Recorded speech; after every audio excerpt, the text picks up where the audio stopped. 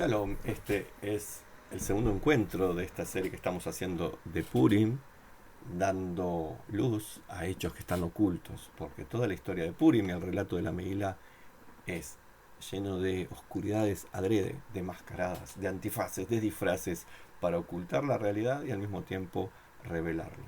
Tiene una lógica propia Purim, una lógica que parece irracional. Y ayer, en el video, en el audio de ayer, nos quedamos con la pregunta, y en esa fiesta enorme que había hecho el rey, en el que parte del motivo era burlarse de Dios, burlarse de los judíos, ¿dónde estaban los judíos? ¿Dónde estaban en esta fiesta que se estaba celebrando su exilio perpetuo? Si sabemos contestar a esto, veremos cómo nuevos hilos surgen en lo que parecía ser una fiesta insulsa y sin sentido. Y comenzaremos a comprender cómo y por qué se estaba tramando la solución final del problema judío. Porque Hitler, maldito sea él y su nombre y su estirpe, no fueron los que inventaron la solución final, y sus compinches tampoco. La solución final fue inventada en la época del reino de Persia, precisamente en lo que nos cuenta la Megilat Esther. Según Rabbi Shimon Bar Yochai, en el Talmud, en Megilá 12a, los judíos prominentes de Yushan estaban participando de esa fiesta, a excepción de otro importante personaje judío, que era Mordejai, quien estaba guardando luto fuera del palacio.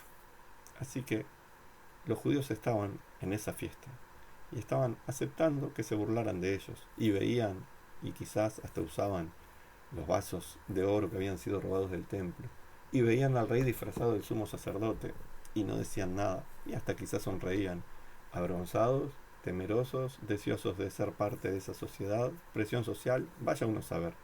Pero ahí estaban, no todos, pero sí las figuras más destacadas, a excepción de, como les dije, Mordejai, que en español creo que se traduce como Mardoqueo. Por si fuera poco, tomar parte de una fiesta de victoria sobre ellos, estos judíos demostraban que tanto les importaba mostrándose públicamente, regodeándose con sus opresores y burladores. Pero estos no eran todos los judíos, solo unos pocos, y de la capital. ¿Por qué Dios entonces permitiría que cayera un castigo, o sea, la consecuencia de las propias acciones, sobre todos? Y una respuesta sería, porque esos judíos parecían preferir el beneficio material en el exilio, a la modestia de vivir en la propia casa en Eretz Yehuda.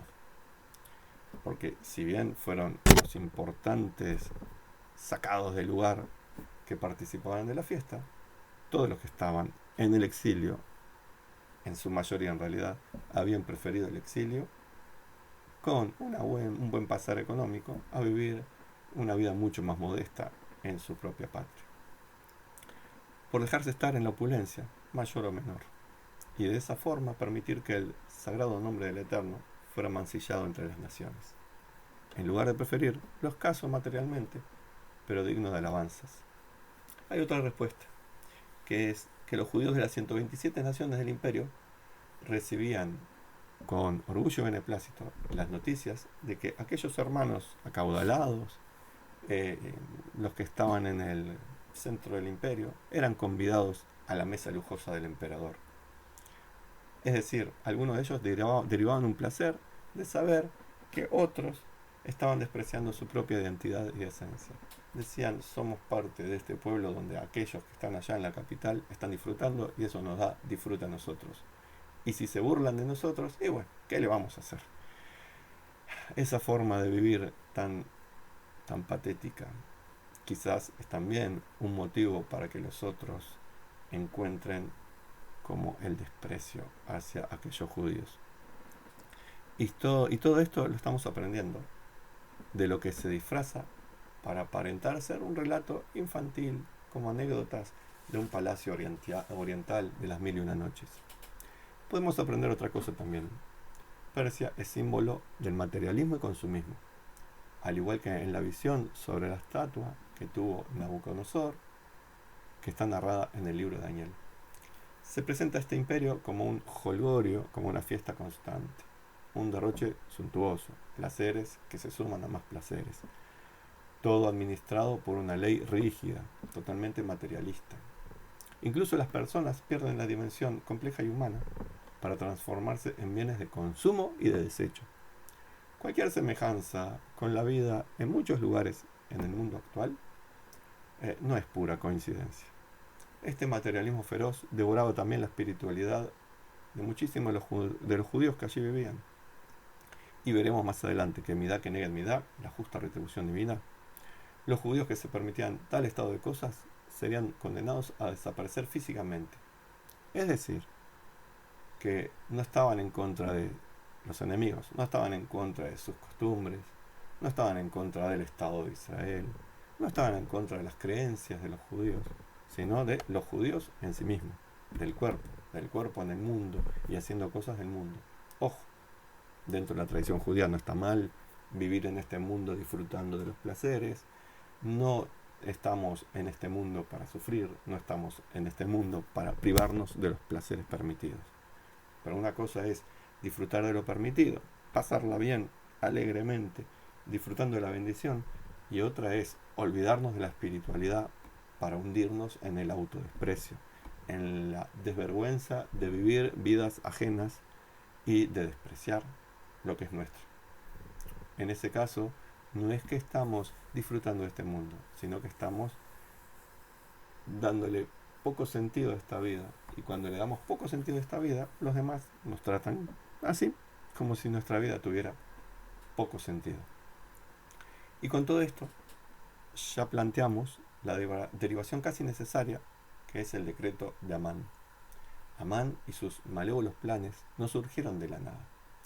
Fueron producto de las circunstancias, de la historia, del futuro, que pretendían para sí los judíos, de los propios deseos de Amán y sus compinches. Es decir, Amán no es emisario del destino, sino un hijo genuino de su tiempo y de su realidad y de su personalidad. Por supuesto que esto no excusa ni un gramito a Amán y sus decisiones y sus conductas y sus acciones, sino todo lo contrario. Lo califica como completo responsable, consciente y atento, que sabía lo que estaba haciendo y lo que quería hacer. Es el responsable él, ni Dios, ni el destino, ni el diosa fortuna que él creía, ni los judíos por hacer cosas negativas ellos mismos. Solamente Amán era responsable de lo que serían sus acciones y sus deseos. Amán no es dirigido como marioneta por Dios, ni mucho menos es víctima del destino que se debía cumplir. Amán, en todo caso, era víctima de su propia perversión, de sus deseos malignos, de sus pensamientos negativos, de su odio, de su desprecio a la vida, de su corrupción. Él era un instrumento ocasional de la historia. Es decir, sin Amán, seguramente hubiera aparecido otro Amán, con otro contexto, otra historia, pero que terminaría provocando algo parecido. Amán, los persas, e incluso la mayoría de los judíos de aquella época, vivían de acuerdo a una lógica del materialismo, y no de acuerdo a la lógica de lo espiritual. No han cambiado mucho las cosas desde entonces hasta ahora, en realidad. Pero lo que podemos decir es que de Amán y los persas se puede comprender que vivan de acuerdo a la lógica del materialismo. Pero ¿cómo pueden ser los judíos? Ellos, que tenían el recuerdo de haber sido sacados de Egipto, llevados por el desierto, recibido la Torá, conseguido la tierra de Israel, vivido de milagro en milagro, en contacto y comunión con Dios de manera consciente. ¿Cómo puede ser que ellos dejaran la espiritualidad para abrazarse al materialismo negador de la espiritualidad? Entonces tenemos que entender que acá regresa el Midá que Neged Midá. Si los judíos buscaban ser parte de un consumismo atroz, entonces ellos probarían ser los que eran consumidos. Si los judíos no entendían que era por milagro que aún preservaban su existencia y su identidad, tanto personal como colectiva, pues pueblos más numerosos y poderosos ya habían sucumbido.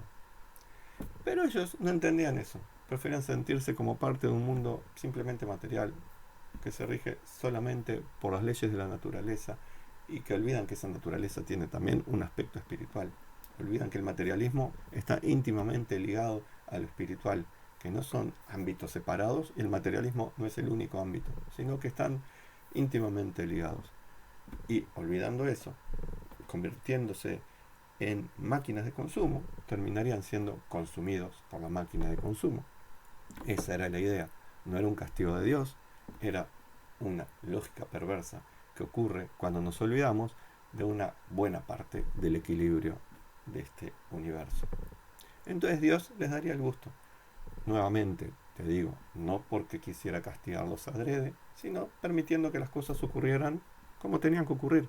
Iba a aparecer una man, iba a aparecer un decreto negativo, iba a haber un gran sacudón para hacerlos despertar.